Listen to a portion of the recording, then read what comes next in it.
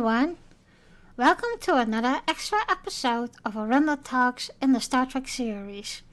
Today we will talk about Star Trek cosplay.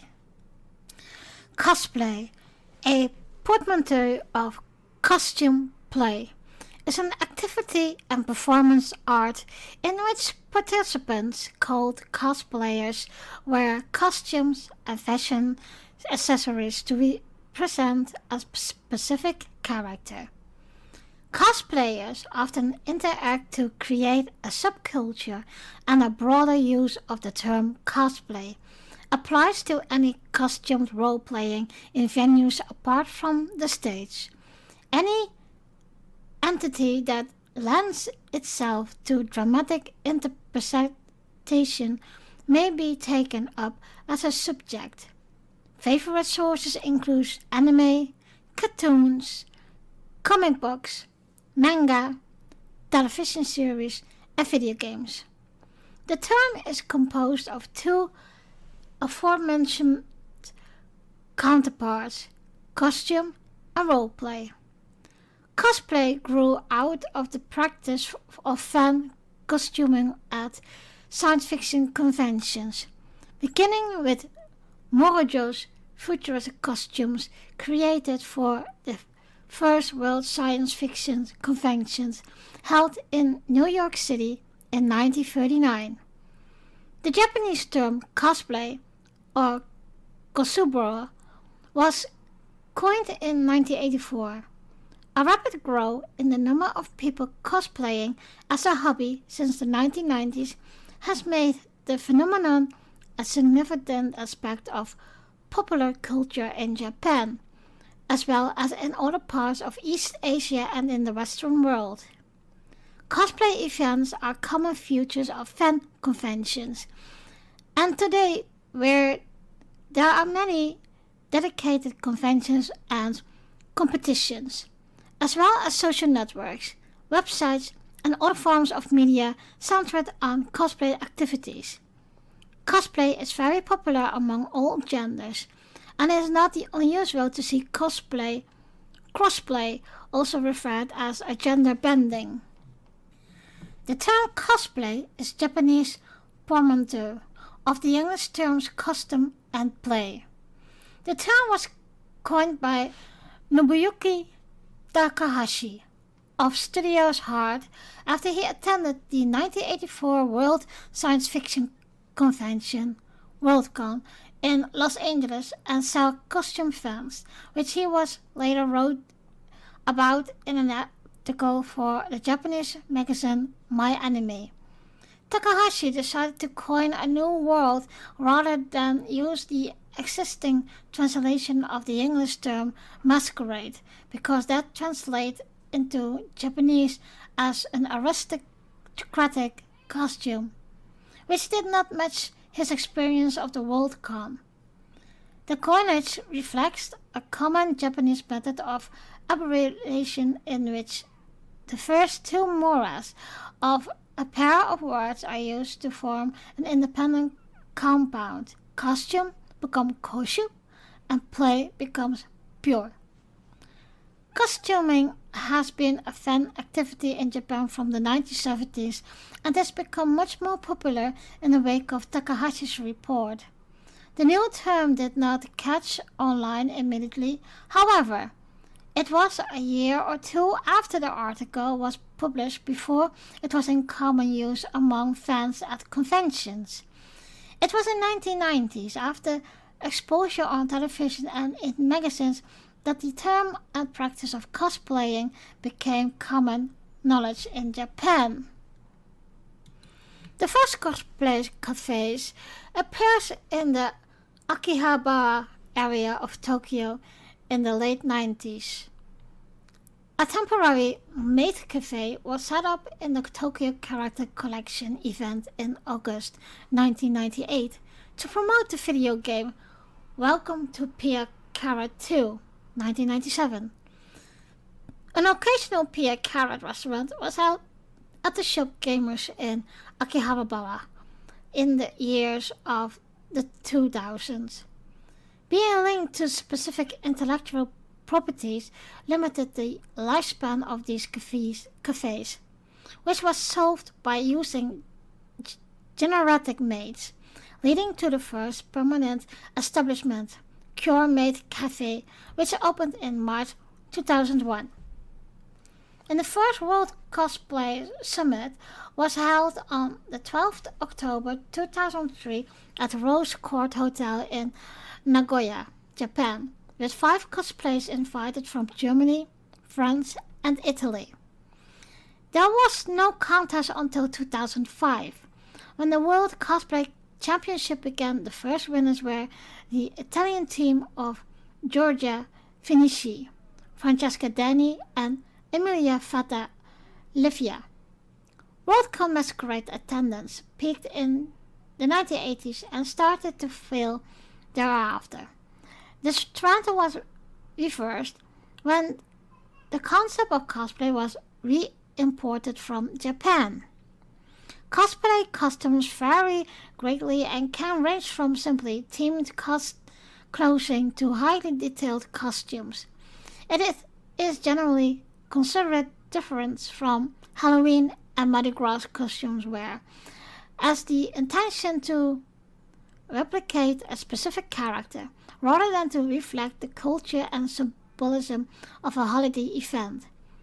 As such, when it's costume, some cosplayers often seek to adopt the effect, mannerism, and body language of the character they portray, without of the character breaks. The characters chosen to be cosplay may be sourced from any movie, TV series, book, comic book, video games, music band, anime, or manga. Some cosplayers even choose to cosplay an original character of their own design or a fusion of different genres, like a steampunk version of a character. I also did that with Dr. Crusher from Star Trek. And it is a part of the ethos of cosplay that anybody can be anything, as with gender bending, cosplay, or drag, or cosplayer playing a character of another entity, or a hijaba portraying Captain America. Cosplayers obtain their apparel through many different methods. Manufacturers produce and sell packaged outfits for use in cosplay with variety levels of quality. These costumes are often sold online, but also can be purchased from dealers at conventions. Japanese manufacturers of cosplay costumes reported a profit of 35 billion yen in 2008. A number of individuals also work on commission, creating costumes, props, or wigs designed and fitted to the individual. Other cosplayers who prefer to create their own costumes still provide a market for individual elements and various raw materials such as unstyled wigs, hair dye, clothes and sewing notions, liquid latex, body paint, costume jewelry, and props weapons. Cosplay represents an act of embodiment.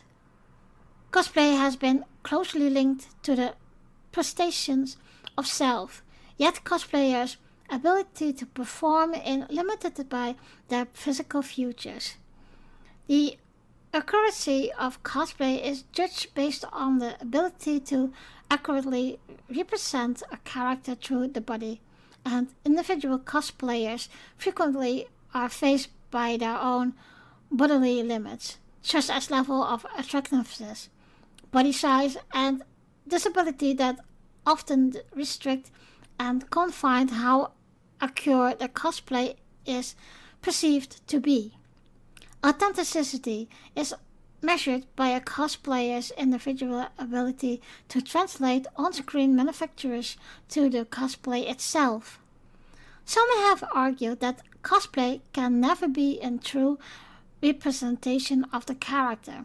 Instead, it can only be read through the body, and that true embodiment of a character is judged based on nearness to the original character form. Cosplaying can also help some of those with self-esteem problems. Many cosplayers create their own outfits, revisiting images of the character in process. In the creation of the outfits, much time is given to details and qualities. Thus, the skill of a cosplayer may be measured by how different the details of the outfit are and how well they have been replicated. Because of difficulty of replicating some details and materials, cosplayers often educate themselves in crafting specialties such as textiles, sculptures, face paint, fiberglass, fashion design, woodworking, and other use of materials in the effort to render the look and texture of a costume accurately. Cosplayers often wear wigs in conjunction with their outfit to further improve the resemblance to the character. This is especially necessary for anime and manga or video game characters who often have unusual colored and uniquely styled hair. Simpler outfits may be compensated for their lack of complexity by paying attention to material choice and overall high quality. To look more like the character they are portraying, cosplayers might also engage in various forms of body modification. Cosplayers may opt to change their skin color, utilizing makeup to more simulate the race of the character they are adopting. Contact lenses that match the color of their character's eyes are a common form of this, especially in the case of characters with particularly unique eyes as part of their trademark look. Contact lenses that make the pupil look enlarged to visually echo the large eyes of anime and manga characters are also used. Another form of body modification is which cosplayers engage is to copy and tattoo or special marketing their character might have. Temporary tattoos, temporary markers, body paint, and in rare cases permanent tattoos are also a method used by cosplayers to achieve the desired look. Permanent and temporary hair dye, spray-in hair coloring, and specialized extreme styling products are all used by some cosplayers whose natural hair can achieve the desired hairstyle. It is also commonplace for them to shave or off their eyebrows to gain more accurate look. Some anime and video game characters have weapons or other accessories that are hard to replicate, and conventions have strict rules regarding those weapons. But most cosplayers engage in some combination of methods to obtain all the items necessary for their costumes. For example, they may command a prop weapon, sew their own clothing, buy characters' jewelry from a cosplay accessory manufacturer, or buy a pair of off-the-rack shoes and modify them to match the desired look. The most popular form of presenting a cosplay publicity is by wearing it to a fan convention. Multiple conventions dedicated to anime and mangas, comics, TV shows, video games, and science fiction and fantasy may be found all around the world. Cosplay-centered conventions include Cosplay Mania in the Philippines and EOY Cosplay Festival in Singapore. The single largest event featuring cosplay in the Shimano Dojishi market, comic market, held in Japan during summer and winter. Comic attracts hundreds of thousands of manga and anime fans, where thousands of cosplayers congregate on the roof of the exposition center. In North America, the highest attended fan conventions featuring cosplayers are the San Diego Comic Con and New York Comic Con held in the United States, and the Anime Pacific Anime North in Toronto, Otakon held in Baltimore, MD, and Anime Expo held in Los Angeles. Europe's largest event is Japan Expo held in Paris, while the London MCM Expo and the London Super Comic Con are the most notable in the UK. Supernova Pop Culture Expo in Australia is the biggest event. Star Trek conventions have featured cosplay for many decades. These include Destination Star Trek, a UK convention, and Star Trek Las Vegas, and the Star Trek Cruise and US conventions. At different comic fairs, thematic areas are set up where cosplayers can take photos in an environment that follows that of the game or animation product from which they are taken. Sometimes the cosplayers are part of the area, playing the role of staff with the task of entertaining the other visitors. Some examples are the thematic areas dedicated to Star Wars or to Fallout. The areas are set up by non-for-profit organizations of fans. Within some major fairs, it is possible to visit areas set up directly by the developers of the video game or the producers of the anime. The appearance of cosplays at public events makes them a popular draw for photographers, as this became apparent in the late 80s. A new variant of cosplay developers in which cosplayers attended events mainly for the purpose of modeling their character for still photography rather than engaging in continuous role play. Rules of etiquette were developed to minimize awkward situations involving boundaries. Cosplayers pose for photographers and photographers do not press them for personal contact information or private sessions.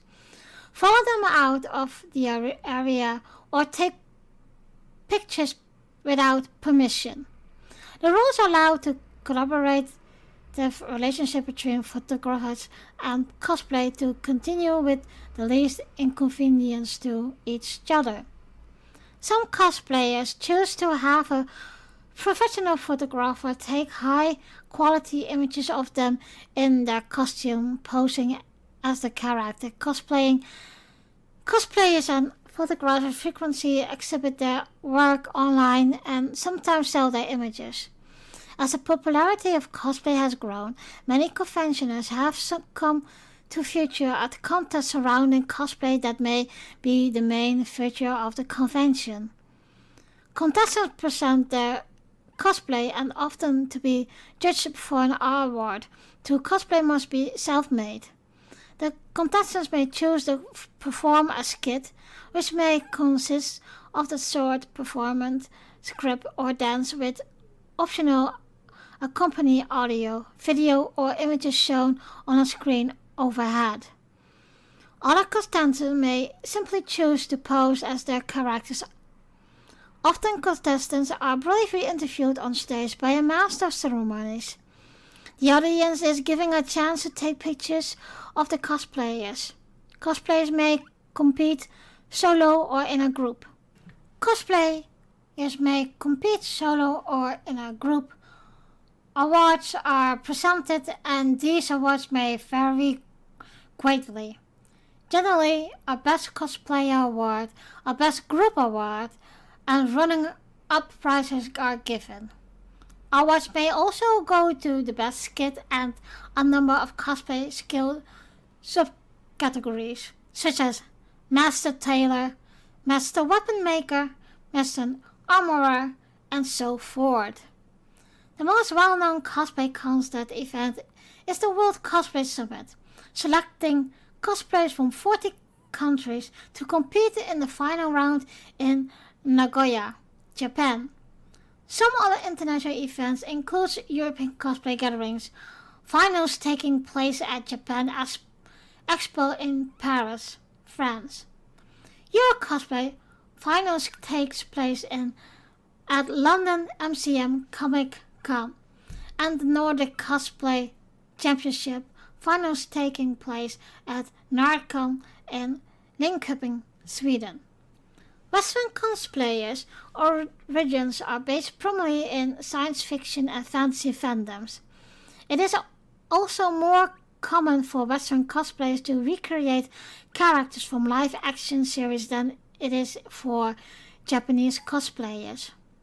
Western costumes also include subcultures of hobbyists who participate in Renaissance fairs, live-action role-playing games, and historical reenactments.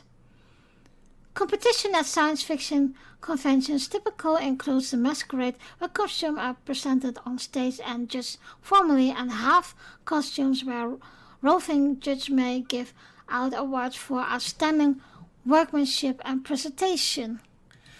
The increased popularity of Japanese animation outside of Asia during the late 2000s led to an increase of American and other Western cosplayers who portray manga and anime characters. Anime conventions have become more numerous in the West in the previous decades, now competing with science fiction, comic books, and historical conferences in attendance. At the gatherings, cosplayers, like their Japanese counterparts, meet to show off their work, get photographed, and compete in costume contests. Conventions attendees also just as often dress up as Western comic books or animated characters or as characters from movies and video games. Differences in taste still exist across cultures. Some cultures that are worn without hesitation by Japanese cosplayers tend to be avoided by Western cosplayers, such as outfits that evoke Nazi uniforms. Some Western cosplayers have also encountered questions of legitimacy when cosplaying characters of canonically different racial backgrounds, and people can be insensitive to cosplayers playing as characters who are canonically of other skin color. Western cosplay of anime characters may also be subjected to particular mockery. In the contrast to Japan, the wearing of costume in public is more accepted in the UK, Ireland, US, Canada, and also other Western countries.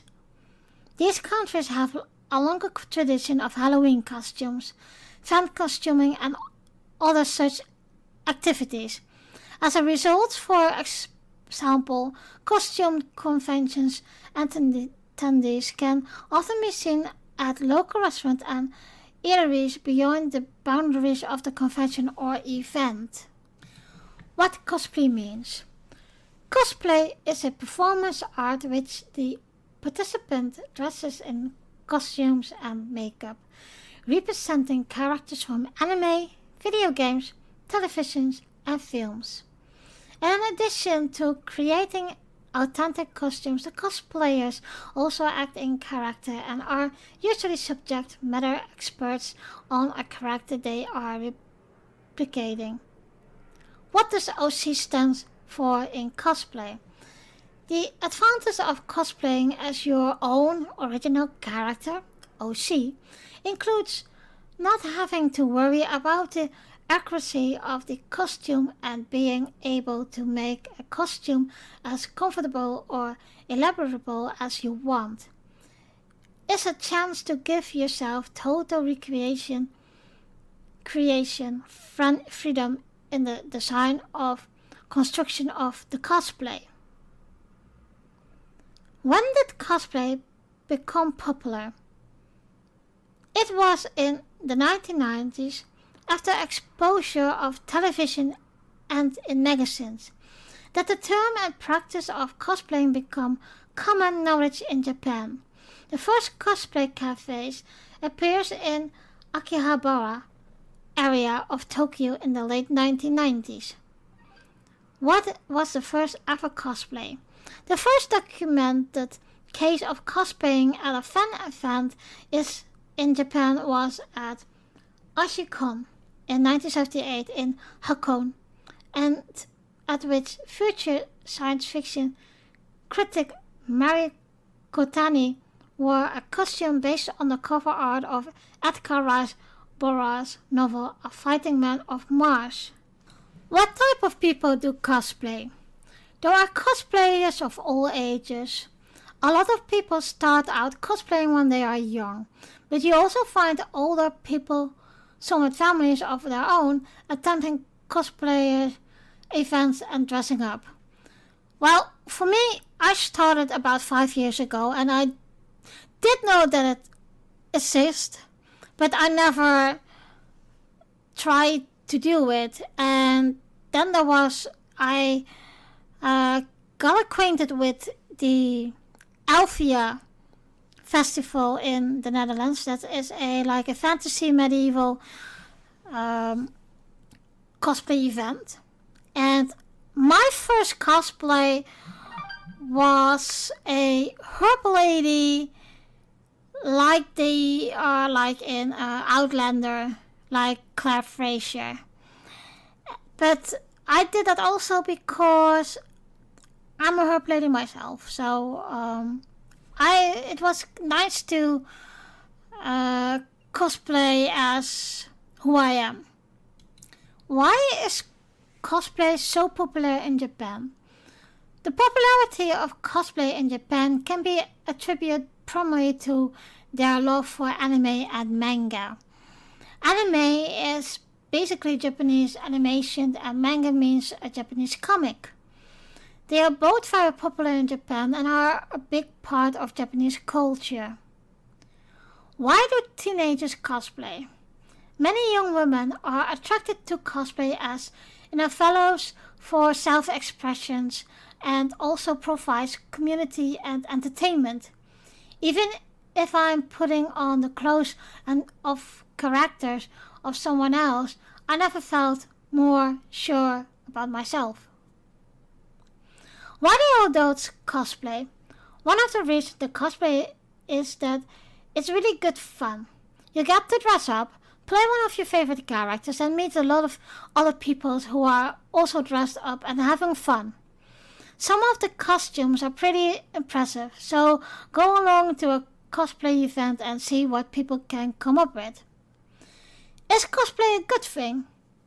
To express yourself through cosplay and have the freedom to create what you think is best is one of the biggest reasons why people love to cosplay. People love characters because in some way you can connect to them.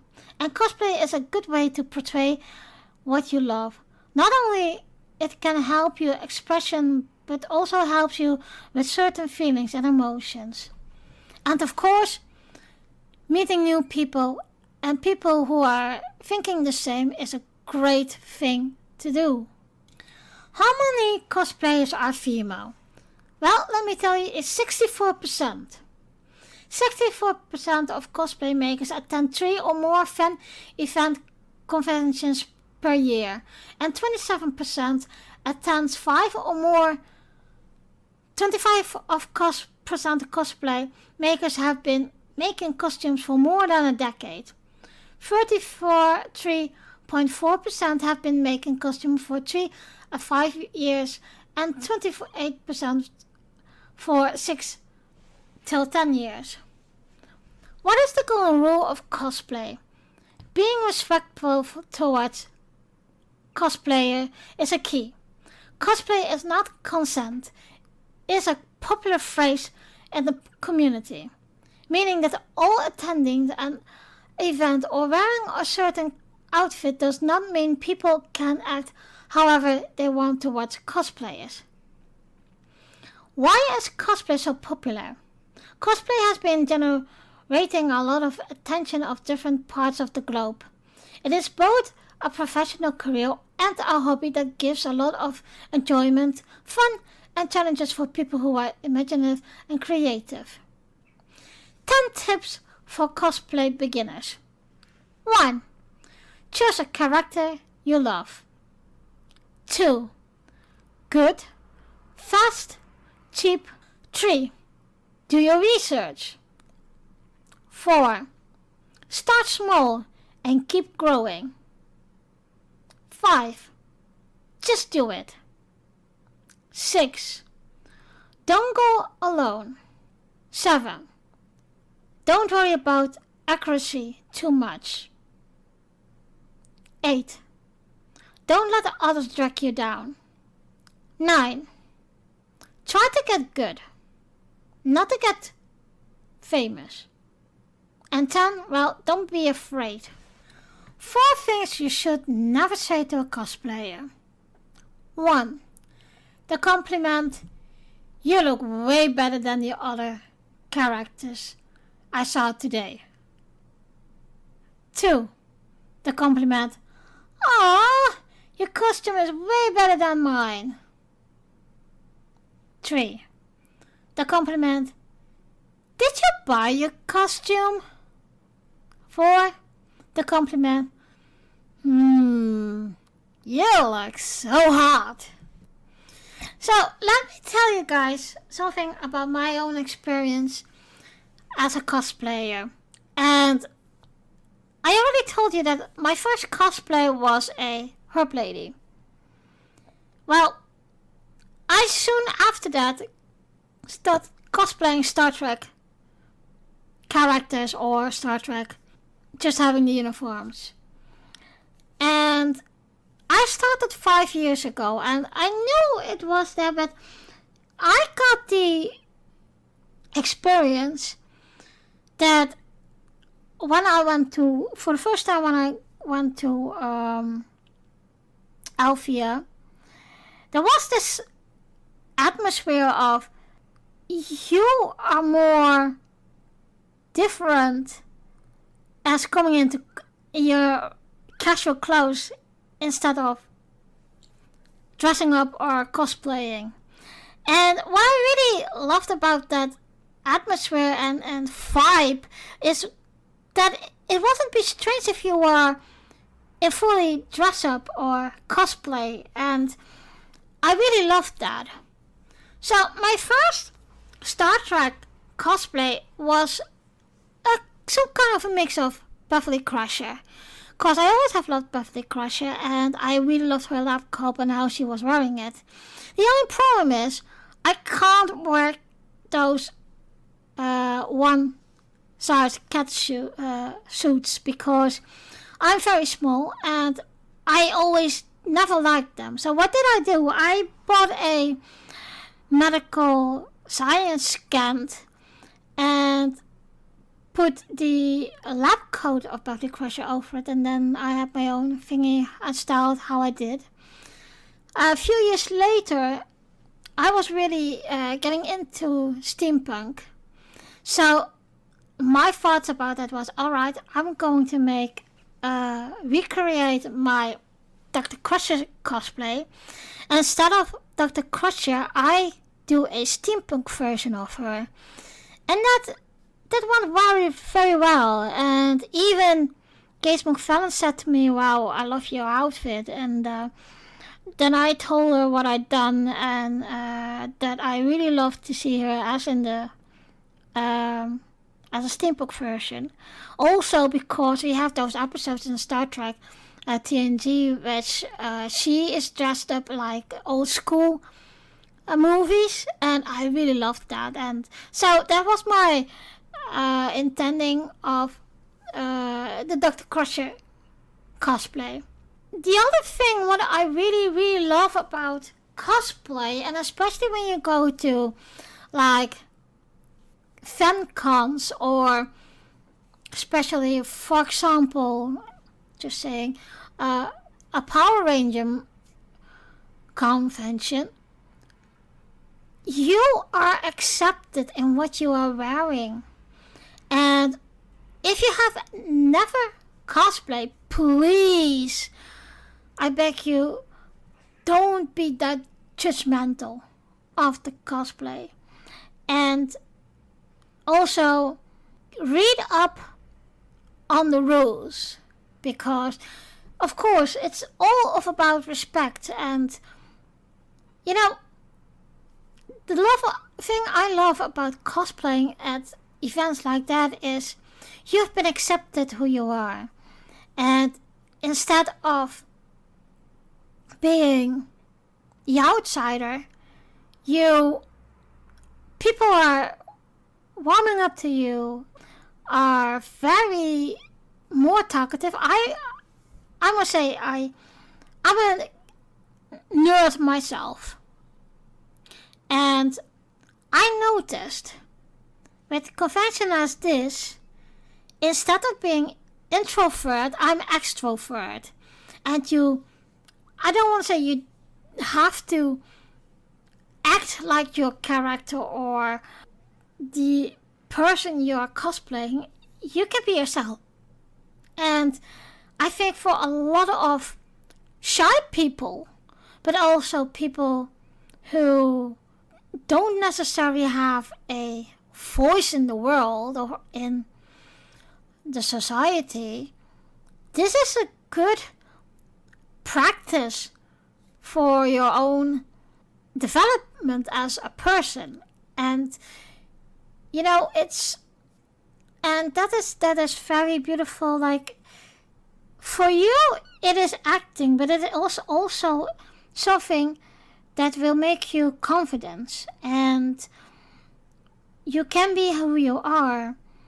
And let me tell you a little story. The first time I cosplayed, I went to Elvia, and in Elvia they also have a Sassenach camp from the Outlander. And they were playing, and there was someone who was a herb lady, there was a doctor there, etc. But they didn't know what I knew of herbs and herb healing, etc. So they did some things stupid, and they were just playing and acting that they know. So I corrected them in how a herb lady would share her knowledge.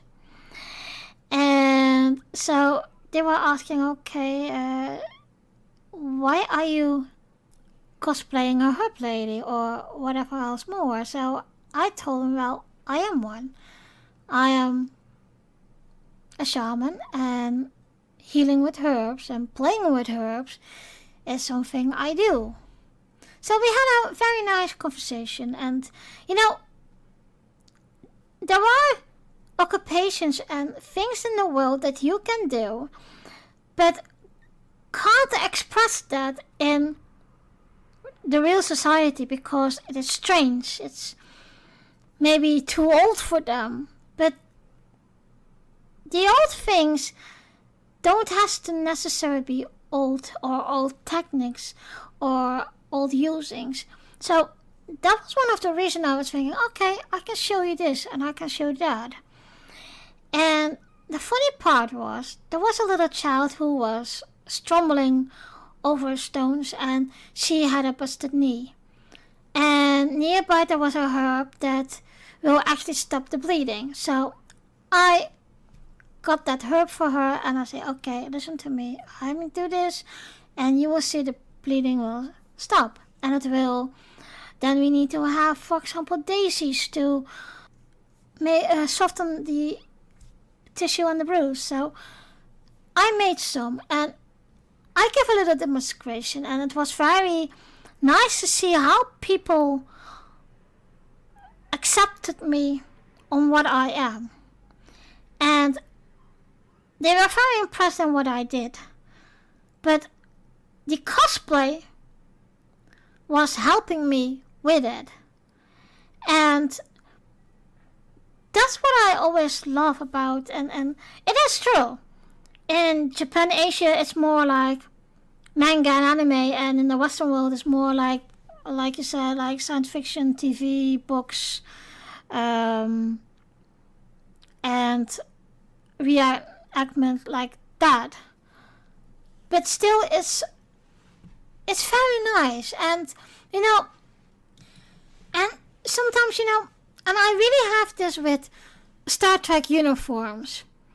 Every time I put a Star Trek uniform on, I'm feeling proud to be in a community that speaks my language, speaks how I live, or how I act, or how I really like to be, in a way. And that is what I overall get in the other conventions, and everywhere you comes, everyone is accepting you and respecting you, and it doesn't matter if it is bought or self-made. And I must say, I cosplay as for me as a hobby, so I will not get into making my own quality cosplay. I purely like to dress up and be a character or a person that is just in that vibe. But there are some really, really, really good Star Trek cosplayers. One of them, and I met her on Twitter, and especially on Star Trek, Destination Star Trek here in the UK.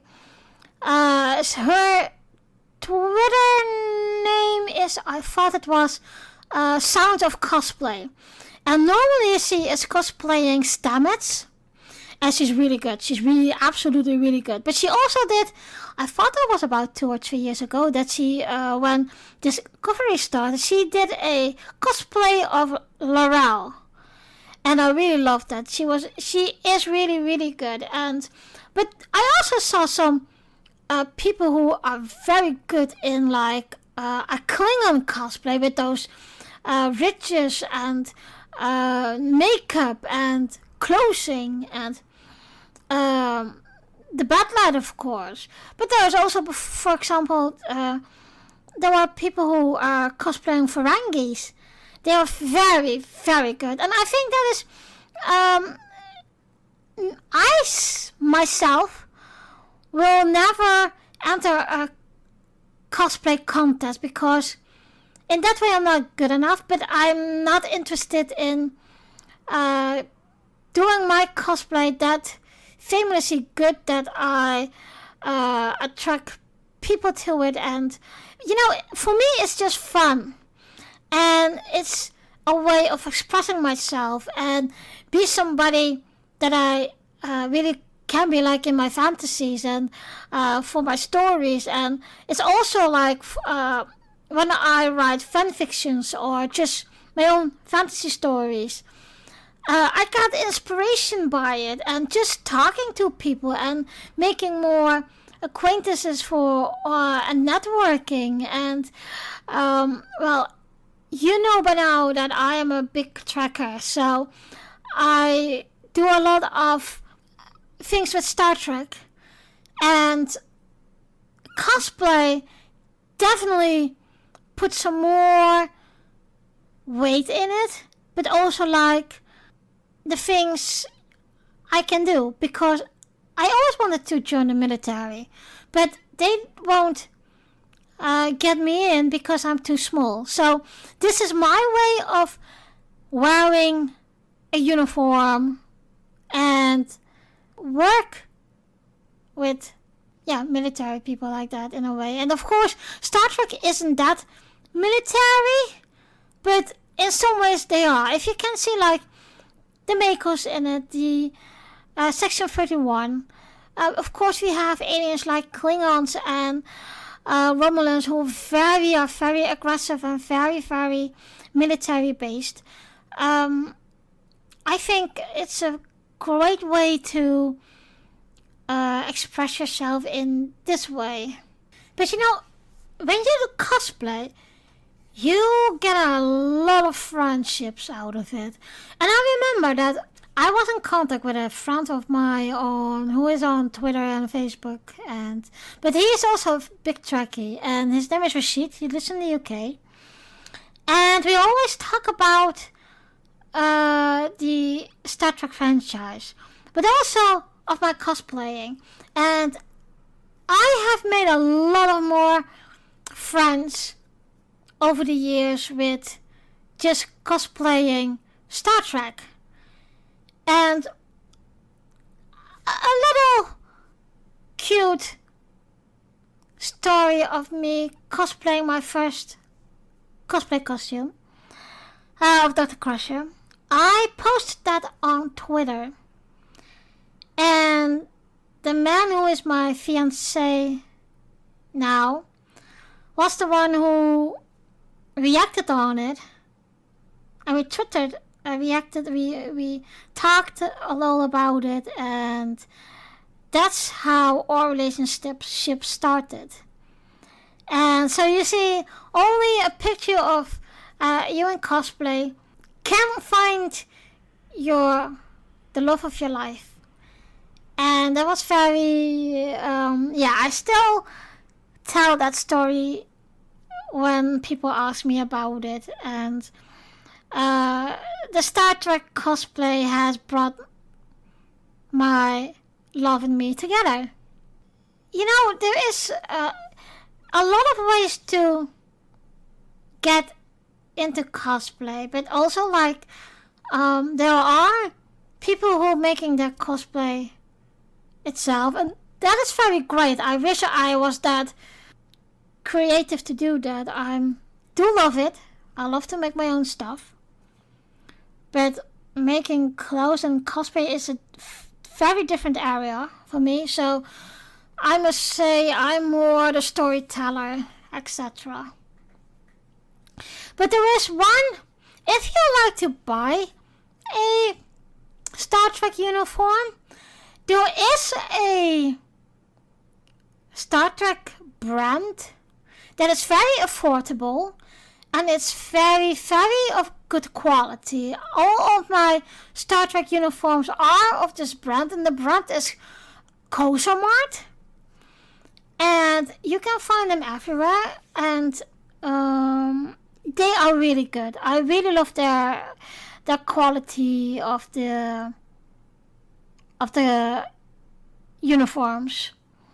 So maybe you would like to know which uniform I have. Well, I got the Dr. Crusher Kent dress.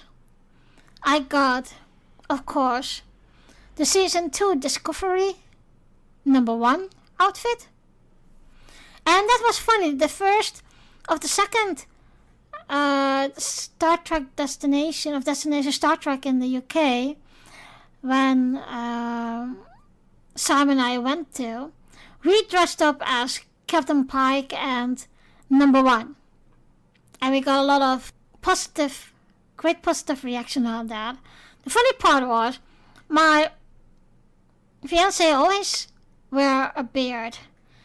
And because he was playing Pike, he shaved off his beard. And I was like, what? You really want to do that for me? Because he was really, really, really protective about his beard.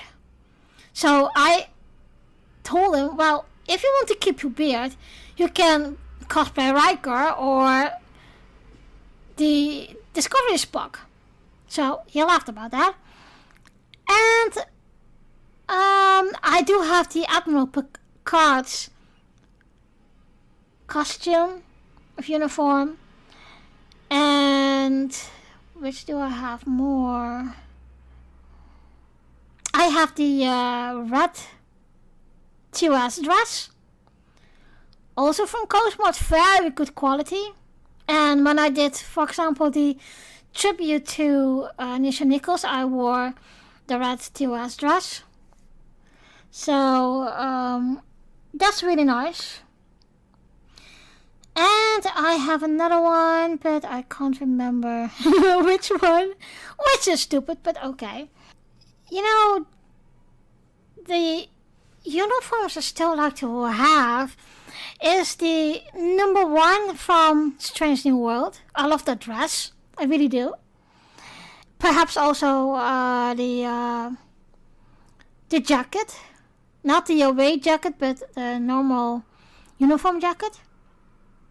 Although that away jacket, that black away jacket is very cool too. And let me see, what do I want to do more? Well, I do have, that's what I was forgetting. I have a scientific blue dress of the comics. Star Trek comics, Discovery comics. And that would be my tribute as a female Vulcan scientist, as a tributing for Spock. In this case, Leonard Nimoy. But okay. And, there are some beautiful cosplay uniforms you can have. And, I would say try it out and go for it. And it's so much fun to wear it, but also like have that proud feeling of belonging somewhere. And it's like and this is stupid, don't get me wrong, guys. What I'm going to say now, it's a really stupid wording what I'm going to do now, but it's like your inner child can be the child, and you can, as an adult, you can be a child again. And this is stupid that I'm saying, because normally I won't say this. In one way I do, because I do think cosplaying is some kind of honoring your inner child. But it is also a way of expressing yourself. And there was a article from SBS 6. That's a news program from the Netherlands. And they were visiting Dutch Comic Con. And there were people saying, well, yeah, this is just 2 days a year I can be myself. Of wearing, for example, a cosplay of Jack Sparrow. And I was thinking, dude, this is really messed up. The society is really messed up. It has to be normally that you can wear cosplay in your normally daily life and be yourself. That's all about it. And that's what I hate about society nowadays. You can't be your truly self. You always have to mask something up of what you love or what you don't love or what you do or what you aren't. But yes, with cosplay you can do a lot. And I hope you guys will give it a try, or at least give it a thought. Have the courage to do it. Or for example, go to a Comic-Con or convention somewhere and just take a look how people are dressing up, or which character they are playing, or talk with them what their feelings are, why they are doing it. It's just, but be respectful. And that's everywhere, of course. Be respectful to the person you're talking to, especially about their creation. If it is bought or not bought, that doesn't matter.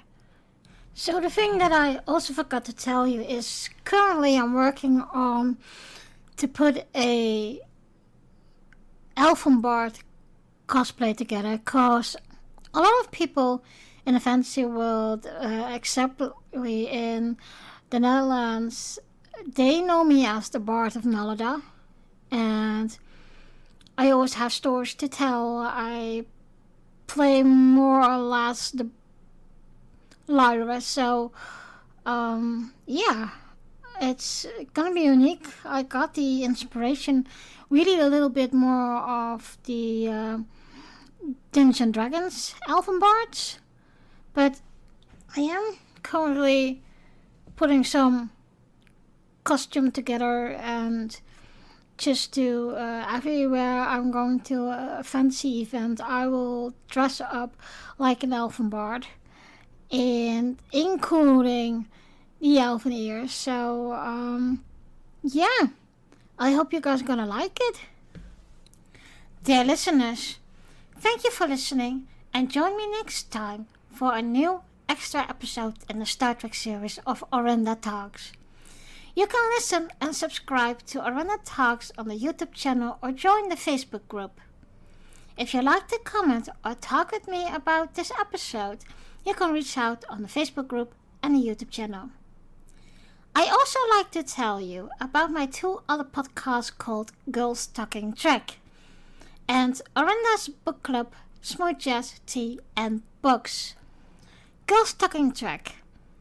Together with my lovely co-host Amanda, we recap every 2 weeks an episode of Star Trek TNG. All the episodes will be recapped in chronically following. We will approach each episode with humor and a feminine look.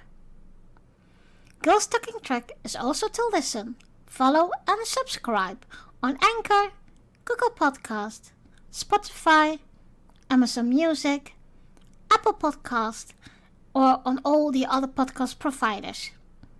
We also have a Facebook group and a YouTube channel.